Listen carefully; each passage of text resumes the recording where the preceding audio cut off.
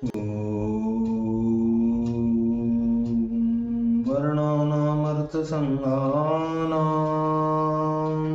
रसानां छन्दसामपि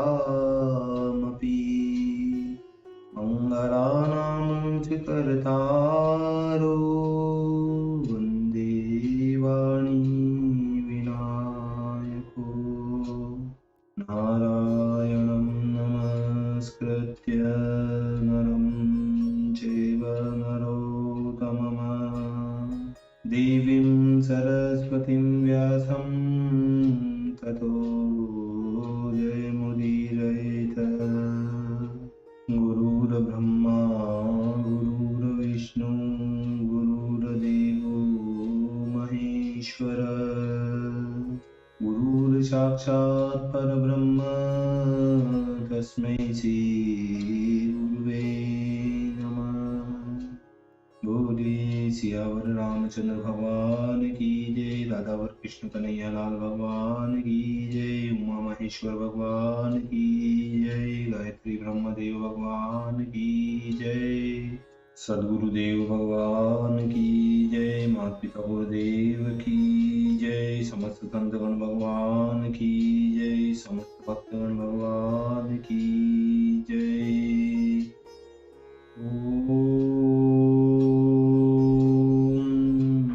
नमः पार्वती पतये हर हर महादेव।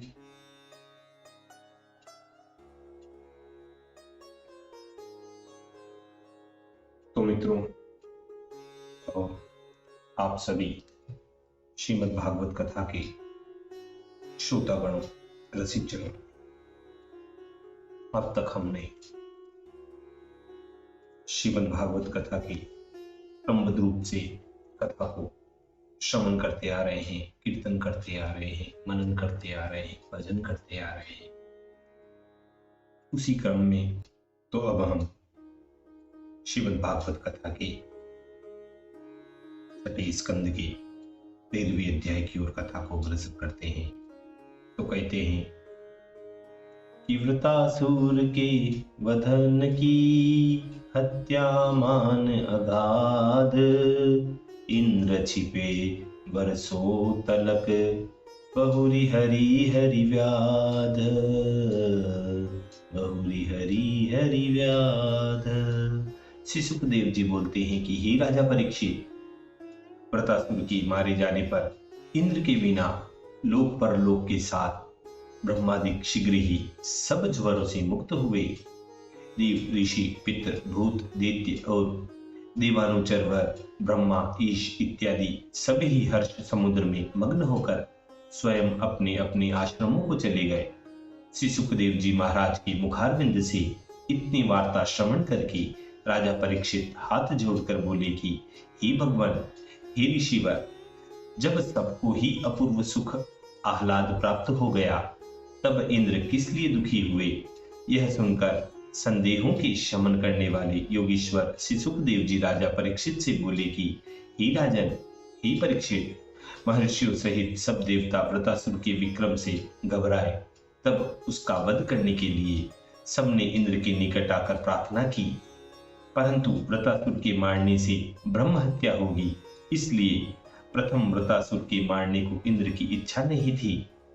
इंद्र बोले कि विश्व रूप का वध करके एक बार जो पाप किया था, स्त्री, भूमि, वृक्ष और जल, इन्होंने अनुग्रह करके यह पाप परस्पर बांटकर मुझसे ग्रहण कर लिया। अब वृतासुर का संहार करके यह पाप मैं किसको दूंगा, क्योंकि यह असुर भी तो ब्राह्मण से ही उत्पन्न हुआ है।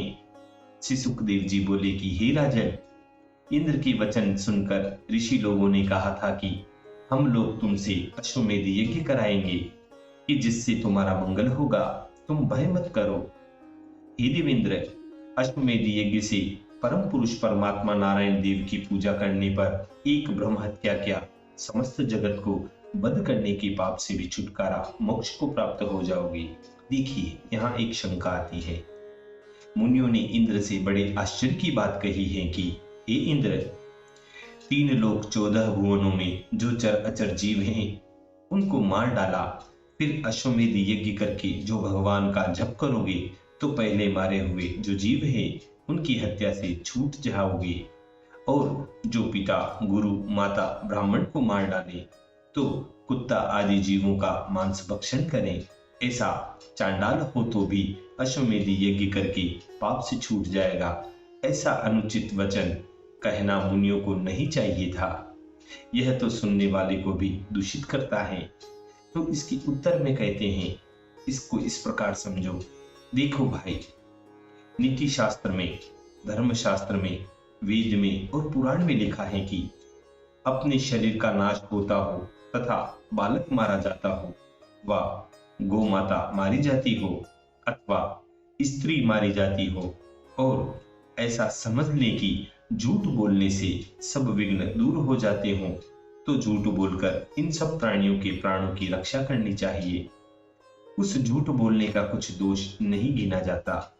कुछ ब्राह्मणों ने विचार करके इंद्र को यज्ञ का लोभ दिखाकर झूठ बोलकर इंद्र से वृत्रासुर को मरवाया था, क्योंकि वृत्रासुर तीनों लोगों को चर अचर को दुख दे रहा था। त्रिलोकी की रक्षा करने के लिए झूठ बोलकर इंद्र से वृत्रासुर का वध कराकर सबका दुख मिटा दिया।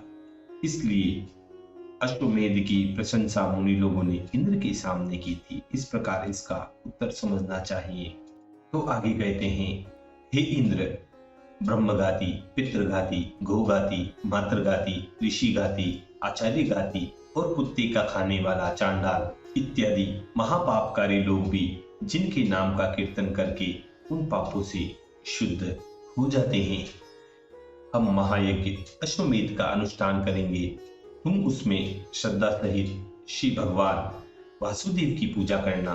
तो उस पूजा करने से यदि तुमने चराचर विश्व को भी संगार कर डाला तो उसका पाप तुम्हें नहीं होगा। फिर भला खल के मारने का पाप कहीं हो सकता है? एक नारायण का नाम लेने से सहस्त्रों पापों का क्षय हो जाता है। एक दैत्य के मारने का आपको इतना संताप है?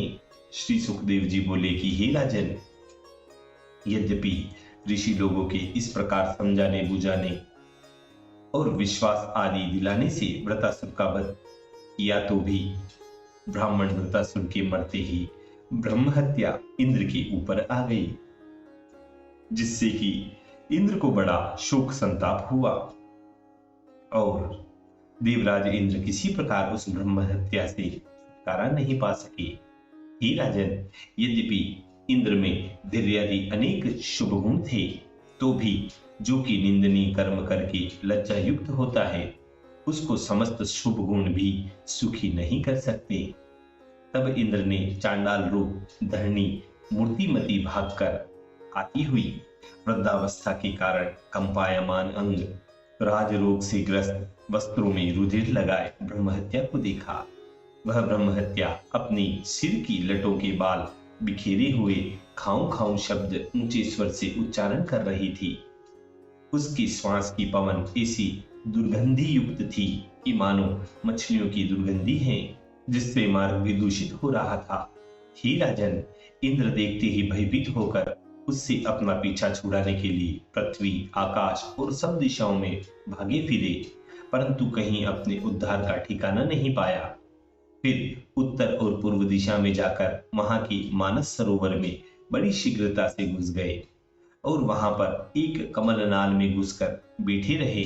अग्निदूत अर्थात अग्नि ही उनको यज्ञ भाग पहुंचा जाती, परंतु जल के मध्य में अग्नि का प्रवेश करना असंभव है। इस कारण इंद्र जब तक उस कमलनाल में बसते रहे तब तक यज्ञ भाग उनको नहीं मिलता था। हे राजन, देवराज इंद्र सहस्त्र वर्ष तक यहाँ अलक्षित भाव से बसते हुए यही चिंता किया करते थे, किस प्रकार इस ब्रह्म हत्या के महापाप से मैं छूटूंगा। जब तक इंद्र यहाँ पर छिपे रहे तब तक विद्या, तप और योग बल के प्रभाव से नुहुष राजा ने स्वर्ग लोक का पालन किया। ही राजन, मनुष्यों का स्वर्ग का राज्य किस प्रकार से हो सकता है, ऐसा मन में समझ शंका मत करना, क्योंकि तपस्या और योग के प्रभाव से नुहुष में स्वर्ग का राज्य पालन करने का सामर्थ्य था। परंतु कुछ ही काल पीछे यह राजा इस स्वर्ग की अतुल संपदा की मद से ऐसा मतवाला हो गया कि इंद्राणी ने उपाय करके इस राजा को सर्प योनि प्राप्त कराई, इसलिए स्वर्ग से यह नहुष गिर गया। इस विषय में एक पुरातन इतिहास है कि नहुष राजा ने स्वर्ग में राज्य करते करते एक दिन इंद्राणी से कहा था कि इस समय हम ही इंद्र हैं, इस कारण से तुम हमको भजो।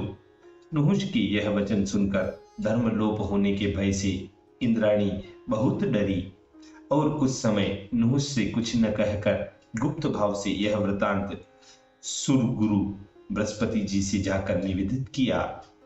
देवगुरु बृहस्पति जी इस दुरात्मा के स्वर्ग से गिरने का विचार करके बोले कि हे बद्रे, हे इंद्राणी, तुम इस दुरात्मा से यह कहना कि ब्राह्मणों को पालकी में जोत कर उसमें चढ़कर हमारे पास आओगे तो हम तुम्हारी सेवा पत्नी बनकर करेंगी। ब्राह्मणों से पालकी उठवाने के कारण अवश्य ही शाप से इस राजा नहुष का नाश हो जाएगा। इसके पीछे नहुष ने फिर इंद्राणी से कहा कि तुम हमारी भार्या हो। इंद्राणी ने कहा, अच्छा, ब्राह्मण शिबिका में जोत कर उसमें चढ़कर हमारे पास आना, क्योंकि इंद्र इसी प्रकार से हमारे पास आया करते थे। नहुष कामांध होकर अगस्त्य आदि मुख्य मुख्य ब्राह्मणों को शिबिका में लगाकर शीघ्रता के मारे इन सब ब्राह्मणों से सर्प सर्प चल चल इस प्रकार कहकर अगस्त्य जी के चरण प्रहार कर दिया, अगस्त्य जी के ऊपर पैरों से प्रहार कर दिया। इसलिए ब्राह्मण श्रेष्ठ अगस्त्य जी ने क्रुद्ध होकर तू सर्प हो जा यह शाप दे दिया। शाप के देते ही उसी समय नहुष अजगर सर्प होकर स्वर्ग से गिर पड़ा। इसके पीछे देवराज ब्राह्मणों के बुलाने से फिर स्वर्ग में चले आए। सत्यपालक भगवान हरि का ध्यान करने से इंद्र की ब्रह्म हत्या का पाप विध्वंस हो गया था। हे राजन, पहले भी ब्रह्म हत्या इंद्र की पराजय करने में समर्थ नहीं हुई थी, क्योंकि पूर्वोत्तर दिशा में विराजमान दिग देवता रुद्र ने उनकी रक्षा की थी। हे महाराज, यद्यपि ध्यान करते ही देवराज इंद्र का पाप छूट गया था, तो भी फिर उनके स्वर्ग में आने पर ब्रह्म ऋषि लोग उनके समीप जाकर जिस अश्वमेध यज्ञ में भगवान हरि की आराधना करना ही प्रधान कर्म है, उस अश्वमेध यज्ञ में इंद्र को दीक्षित करके यथाविधि से वह यज्ञ उससे कराने लगे। हे राजन, ब्रह्मवादी मुनि लोग करके जो यह यज्ञ कराया, उसमें सब देवता ही जिनकी मूर्ति उस परम पुरुष की जब महेंद्र अर्चना करने लगे, तब उनकी बड़ी ब्रह्म हत्या जो कि वृतासुर के मार डालने से हुई थी, वह हत्या उन परम पुरुष से संपूर्णतः इस प्रकार नाश को प्राप्त हो गई कि जैसे सूर्य भगवान के उदय होने से तम अंधकार का नाश हो जाता है। हे राजन, इस प्रकार मरीचि इत्यादि महर्षियों के कराए हुए अश्वमेध यज्ञ से यज्ञनाथ पुराण पुरुष की आराधना कर पाप क्षय होने से इंद्र पहले के समान फिर अपने उसी बड़प्पन को प्राप्त हुए। हे महाराज, यह आख्यान अति श्रेष्ठ है, क्योंकि इसमें तीर्थपद भगवान हरि का कीर्तन, भक्तजनों का वृतांत और इंद्र का पाप से छूटना और विशेष करके इंद्र की ही जय इसमें कही गई है। इसलिए इसमें अनंत पाप धुल जाते हैं और भक्ति का उदय होता है। पंडितगण सदा इस आख्यान का पाठ करें और पर्व पर्व में इसको श्रद्धा सहित सुने, तो इससे इंद्रियां वश में होती है, धन यश मिलता है, अखिल पाप का नाश हो जाता है और शत्रुओं को जीत लिया जाता है। कह के यह आयु का बढ़ाने वाला है, इसलिए इस उपाख्यान का पाठ करना या श्रवण करना कराना परम कल्याणकारी कहा गया है। इसलिए यहाँ पर एक भजन भी लिखा गया है। समयन आवत बारंबार, समयन आवत बारंबार, तू प्रमाद निद्रा में सोयो, अब तो नयन उगार। यह मनुष्य तनु उत्तम पायो, प्रभु को सुयस उचार। समयन आवत बारंबार, समयन आवत बारंबार, वृथा गवाई इतनी आयुष, क्यों नहीं करत विचार। तब रघुबीर दास पछतावे, जब तनु तजे असार। समयन आवत बारंबार, समयन आवत बारंबार। इसी मधुर संवाद के साथ श्रीमद् भागवत कथा की छठे स्कंद की 13वें अध्याय की यह समाप्ति होती है, पूर्णता होती है। बोलिए श्री कृष्ण कन्हैया लाल भगवान की जय।